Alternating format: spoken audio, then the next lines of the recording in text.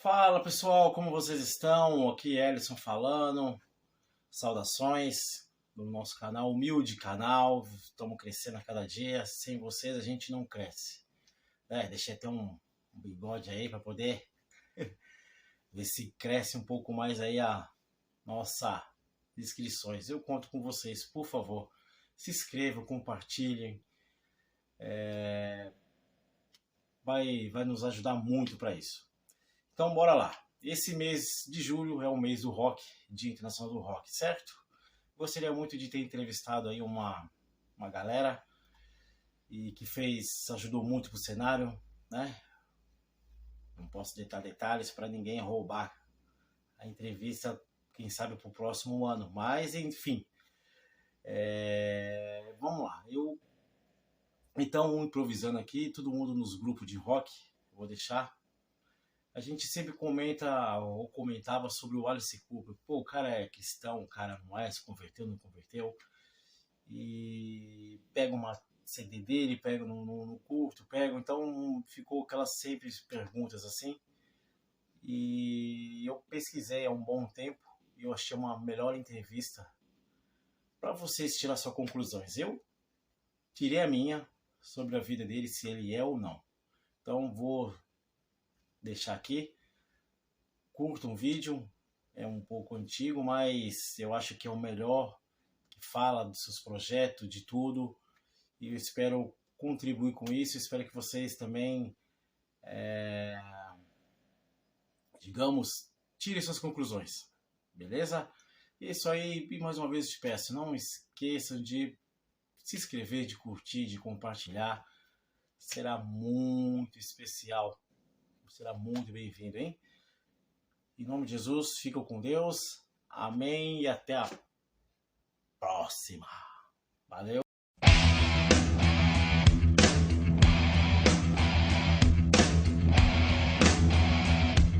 A lot of people who recognize the name Alice Cooper have no idea that he's a Christian. Tell us how and when you came to the faith. You know, I'm the prodigal son, for one thing. I'm the perfect example of the prodigal son. My dad was a pastor. My grandfather was an evangelist. Actually, both my dad and my grandfather were evangelists. And my wife's father is a Baptist pastor. So I grew up in the church, and all of my friends were church kids. I had so much fun. I mean, I was in church on Sunday, Wednesday night, Friday nights. I mean, all my social life was based around kids in the church, and that was great. And it got to high school, and all of a sudden, the Beatles came out. And I went, oh, well, that's kind of, and I was a natural mimic anyways. So I watched the Beatles, and I said, well, that would be fun to do. Being in a hit band with hit records and getting as big as we got is like winning the lottery about 3 times. It just doesn't happen. We were definitely the underdogs in the whole thing, and we kept going, well, we're never going to make it. This is fun, to do this, and then we'll go get real jobs. And we kept getting bigger and bigger and bigger, and all of a sudden, there we were. And then on top of it, being creative, I looked around and I went, there's no villains in rock and roll. Why not create rock's ultimate villain? And still, without thinking, well, how would that bother? That wouldn't affect my faith at all. The Bible's full of villains. I'll be this villain. And I gave Alice his perimeter, his areas where he wouldn't go past. And I still find songs that from the first albums that are totally got Christian, all kinds of Christian bywords going all the way through it, because it comes out of you what's in you. So songs like Second Coming and things like that were all pretty much always warning about Satan. That's really the core kind of message that's in the music, isn't it? It always has been. Yeah. And the weird thing was, even though my image was the most scary, I terrified TBS, I think. Because of, first of all, they never heard my songs. I guarantee you. They never actually listened to my songs. Because almost everything I wrote was good and evil. Don't pick evil. Yeah. Even when I wasn't Christian, I was saying that. God and the devil. Don't pick the devil. It's a bad idea, you know. But, you know, all they saw was the image. All they saw was, and that was okay. We've all heard of the Gospel of Matthew, Mark, Luke, and John. What is the Gospel according to Alice? If you were to summarize the message that so influenced your life, what would it be? If it says that Jonah was swallowed by a whale, then that means it.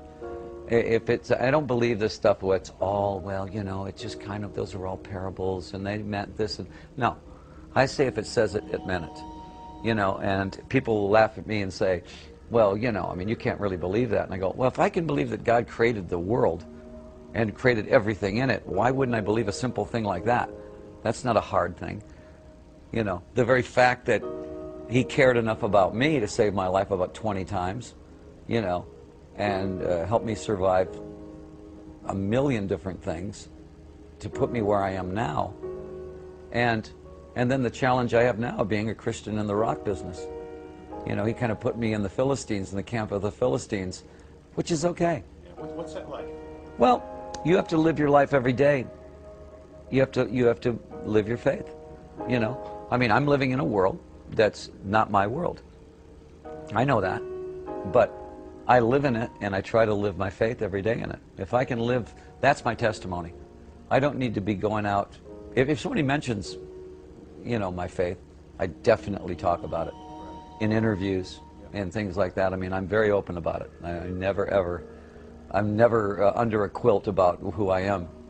But I'm not going to be the one that says, now sit down, I'm going to tell you about this. And you know, I'm not going to be the car salesman. It seems like you'd rather live out your life like everybody else than have to live up to someone else's standard of what a celebrity Christian should be like. If I walk outside and I make a mistake, all of a sudden my Christianity goes down the toilet. Well, what people don't realize, when you become a Christian, does not make it any easier. It makes it harder. It makes your life harder. It makes your soul at ease with God because you know where you're at with Him. It doesn't make your social life or your normal life in America any easier. In fact, it puts you under the microscope. Sometimes I think that, you know, TV evangelism is one of Satan's greatest weapons. They put these guys on a pedestal, and all of a sudden they get caught with a prostitute, and every Christian I know then is under the gun. So you don't think that that's kind of set up? Yeah, I'm telling you. You know, the devil is very smart. He's not going to come out with the horns and the tail. He's going to come in as the slickest car salesman you ever saw. You know, and I've seen some pretty slick pastors on TV. Now, that's not to say that they're all like that. I mean, I love Sproul, I love Stanley, Charles Stanley. There's a lot of guys there that I'll sit and I'll listen to and I'll go, okay, yeah, right on, dead on the middle, you know, I got it. But every time I hear something that goes a little left of center, you know, what was that? You know, too much healing on TV, I don't know about that. That's showbiz, I think. In 1995, you and your friend, Pastor Chuck Savall, started the Solid Rock Foundation, which has donated over $1 million so far to worthy causes worldwide. Tell us a little bit about how you made that decision and what Solid Rock is all about. I believe if you give kids a chance, they've got creative stuff going on in them all day. If they get home from school, a kid's got his books, he's 13, he's going home from school, his dad's a crack dealer, his mom is on the street somewhere, my brother and sister are both gangbangers, and this kid's going, I don't have much of a choice here, do I? Well, let's give them a choice. Let's give them a place to go where they can go learn guitar. They can learn bass.